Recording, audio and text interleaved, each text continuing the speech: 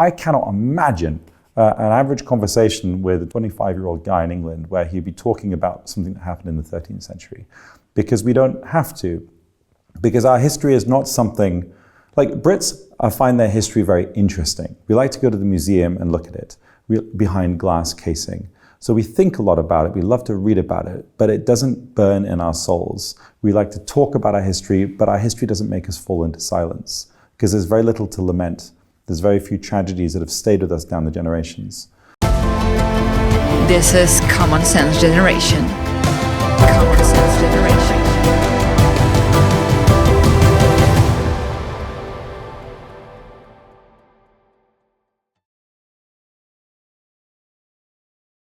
Hi guys, you're watching Common Sense Generation.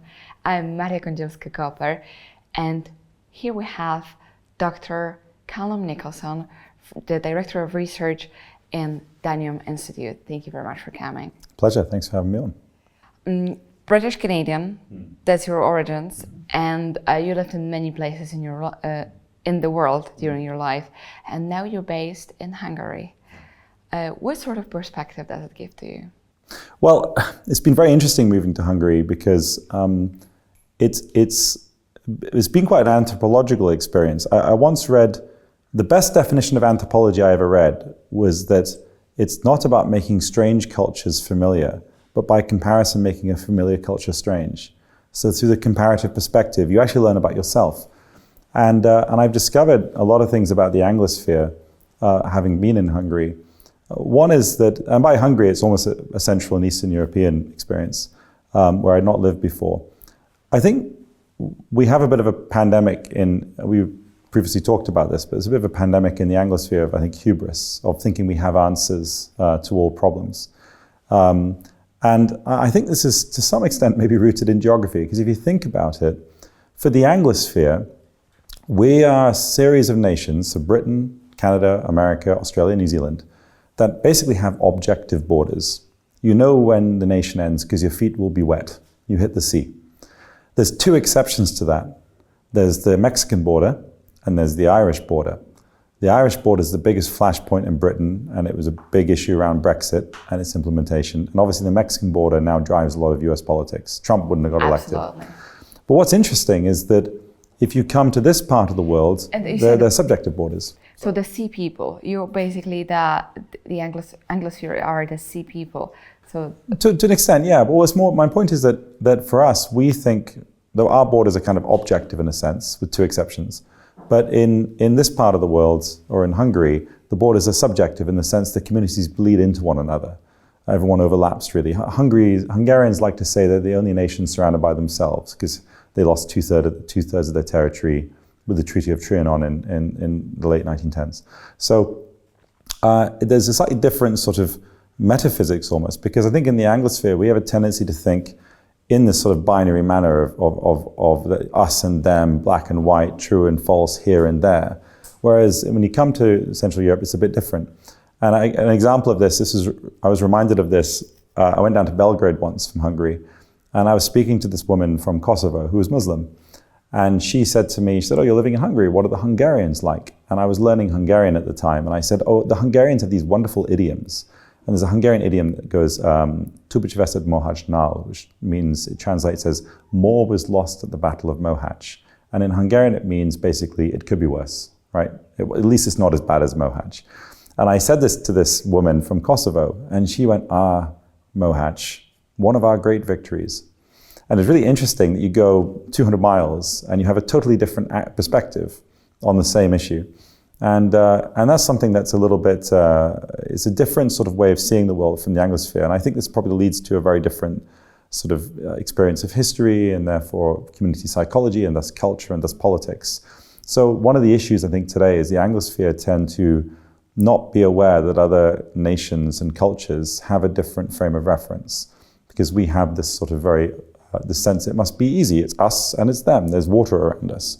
But if you are a series of basically island nations, it's very hard to generalize from that experience to other nations that, in a sense, don't have the luxury of a water border. And they also have to fight for those borders, and in the history needed to fight them a long time. Yeah, well, one other thing I'd add on this is that in some ways I find Britain and Hungary to be quite similar because the structures of the countries are quite similar. There's England, Scotland, Wales, and Ireland, Northern Ireland. Hungary has Hungary, but there's a bit of Slovakia, a bit of Transylvania, a bit of North Serbia, which have Hungarians in them, surrounding them. Hungary is a big liberal capital city in quite a conservative country. Britain has London, which is quite liberal and a pretty conservative country. And other similarities I could go on about. Even the sense of humor is similar, quite dark, quite self-deprecating, quite absurd. But the biggest similarity, in a sense, I think, is the source of the biggest difference, which is that the Hungarians and the Brits are both island nations, but the Brits are an island surrounded by water, and the Hungarians are a linguistic island surrounded by land. And I sometimes wonder how different would British history be if we didn't have the Channel, and how different would Hungarian history be if they did. Because British history is a one lucky escape or victory after another, from Agincourt to the Armada, World War I to World War II. And actually the island was never conquered since the Normans. So, yeah, but the Hungarians, it's the opposite. It's just a litany of invasion and famous defeats, which they're quite proud of, actually, having survived them, but also failed revolutions in 1848 and 1956. Tell about the other European countries, it's the same thing. Same thing. Yeah. And especially always fighting with the shadow of Russia, which is shadows all this part of Europe. Yeah. But as a constant danger, and it like a volcano which wakes up and goes to silence. But right now it wakes up again. We see it in Ukraine. But as you said it, I remember going through UK and just looking at all of those extremely old stones, and of course the circles, but not only Stonehenge, but other Sun Hill as well. And then you realize, okay, wow, there are here some rocks, and which haven't been moved since 1,000 years ever. No one conquered this. This was never at when Europe had this, especially Central and Eastern Europe had this experience that either one army or the other came and burned, raped, killed, murdered, and everything. There is this expression: if not the plague, then the march of the army. Yeah. So either something happened, but it gives you definitely a different perspective, as you said, because there are no water borders, so it's not naturally you're not naturally separated to other nations, and it's just artificial border. Then you cross, and then suddenly people speak different language. Somehow they have different transition, but it's not that real. Yeah, and I think the problem in all this, the reason it matters, these differences matter, and the reason I suppose I'm interested in them, is that the dominant culture in the world for now is the Anglosphere. English is the language we're speaking now, right? It happens to be my native language, but if I was any other nationality, we'd still be speaking in English unless they were Polish, right? Absolutely. And probably for your audience, maybe English too. It's all English-speaking show, so everyone speaks English here. But what's interesting is the cultures that have that culture that's so globally dominant right now are nations, as I've said, that are island nations. This led to a very particular way of looking at the world. And one of the things that's been lost in that culture is an understanding of what a national identity is, because we've never felt it under threat. So we don't realize its value. Now, being in Hungary, I have an analogy for the Hungarians, actually, for how they look at their national identity, which is, I see them as sort of, I think it's useful to think of national identity as like a garden. Because, when you have a garden, you need, I'm British, I love gardening. So if you have a garden, you need rich soil and you need plenty of light. You need other things too, but you definitely need those things. And but actually, if you look at, for instance, Hungary, they have a history of people stealing the soil and taking it away, or salting the soil to ruin it. And they're always under the shadow of the canopies of neighboring cultures. It could be Russia, it could be the German-speaking people, it could be other people. And so they've always been a nation that doesn't have a huge amount of light, and the soil is often not rich enough. And so they've had to become quite skilled, constant gardeners of their national identity. So actually history and identity is a bit of a national obsession in Hungary, and not just among conservatives, actually. It's something that Hungarians in general, they're very aware of their history. And I was once in a taxi in Budapest with this taxi driver, a guy in his mid-20s, and he looked like just your average 25-year-old guy, sleeve tattoos. He looked like he was about to go back to his Xbox back at the house or something. And he was really talking with great passion about the Mongol invasion of 1241 and how traumatic it was for the Hungarians. And I asked him at the end, I said, are you a conservative? And he said, no, I hate those people. But the point was, he was just a Hungarian. He was interested in history. I cannot imagine an average conversation with a 25-year-old guy in England where he'd be talking about something that happened in the 13th century. Because we don't have to. Because our history is not something... Like, Brits find their history very interesting. We like to go to the museum and look at it behind glass casing. So we think a lot about it, we love to read about it, but it doesn't burn in our souls. We like to talk about our history, but our history doesn't make us fall into silence, because there's very little to lament. There's very few tragedies that have stayed with us down the generations. Even World War II, the difference in the psychology of it for Brits and, say, Central and Eastern Europeans. Because for Brits, if you think about World War II, it was mostly a workplace activity. We went to war. There were bombs dropped on us, but we didn't have soldiers in our living rooms or our bedrooms. It's very, very different in this part of the world, because virtually every family has stories they tell or will not tell about things that happened during the war, because you had the war in lockdown, in a sense. The soldiers were in people's houses. They came through the villages, through the towns. How does that change the psychology of a community? How does that change the need to value something in your national identity?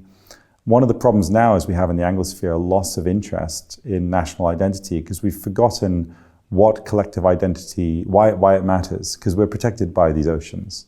So we don't really need to think about it. But we're trying to tell everyone else they shouldn't think about it either. It's a bad thing to do. But they're missing the historical experience and the psychological experience that makes these sorts of discussions necessary. This is Common Sense Generation. If you like this channel, please subscribe, share, and comment. Your voice really matters.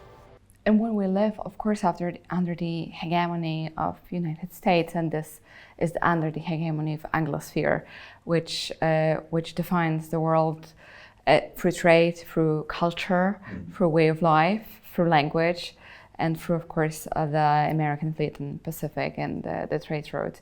But because of it, anything what happens in US or in UK, especially in London, somehow at the end affects the rest of Europe, at least, but probably the rest of the world. As I look at it, as of course the only opponent right now and the different form of life is China. And I know you had an experience of China, where they don't care that much of what was said at the in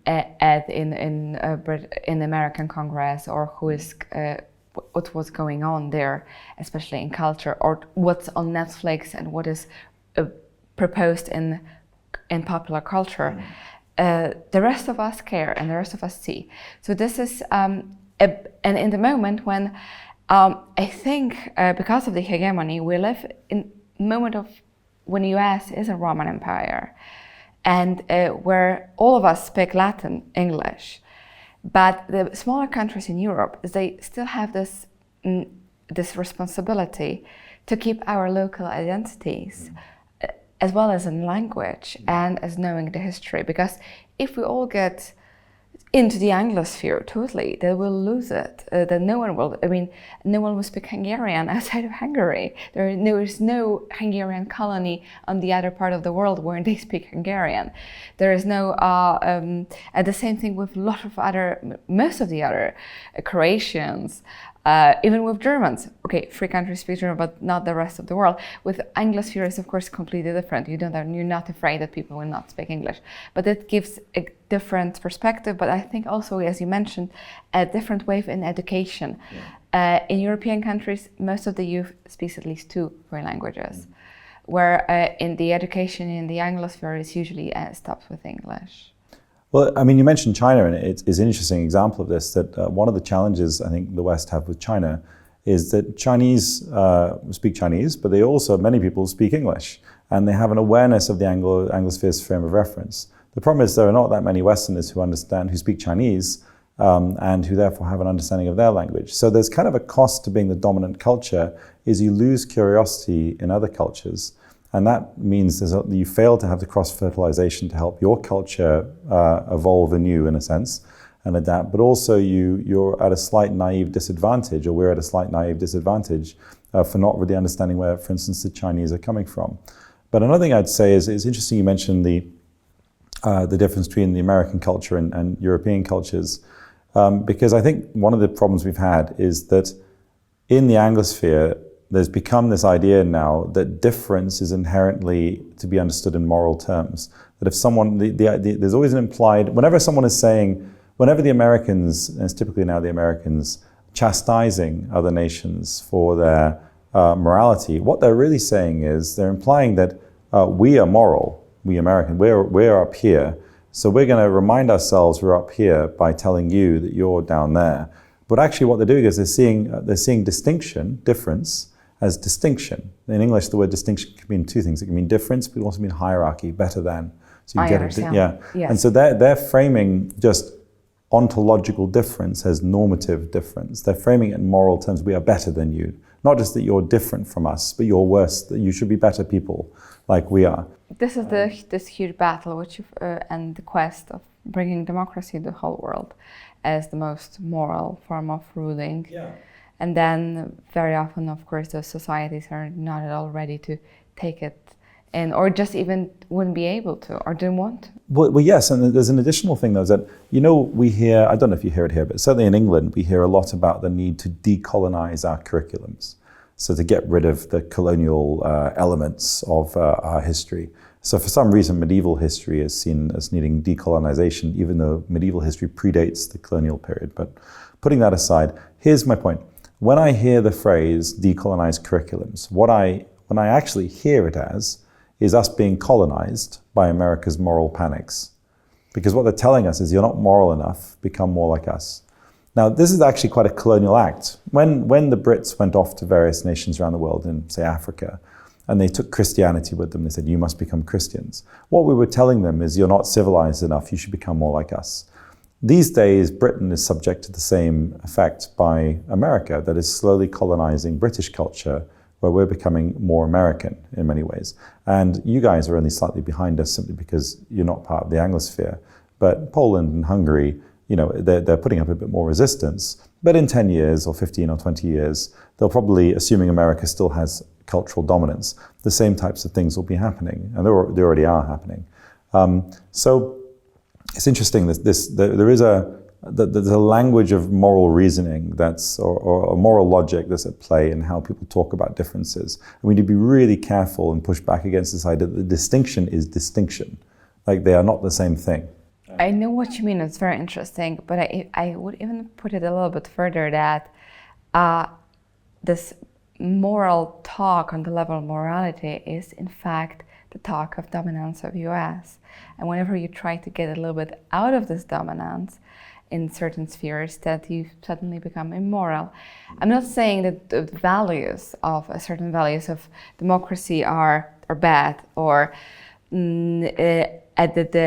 the forms of creating the society in US are bad, but all come from different perspectives. And I just, for example, realized that very often how dominated we are in Europe using a lot of apps for ordinary things, ordering food, ordering transportation, and every single part of this money goes to California usually. Yeah.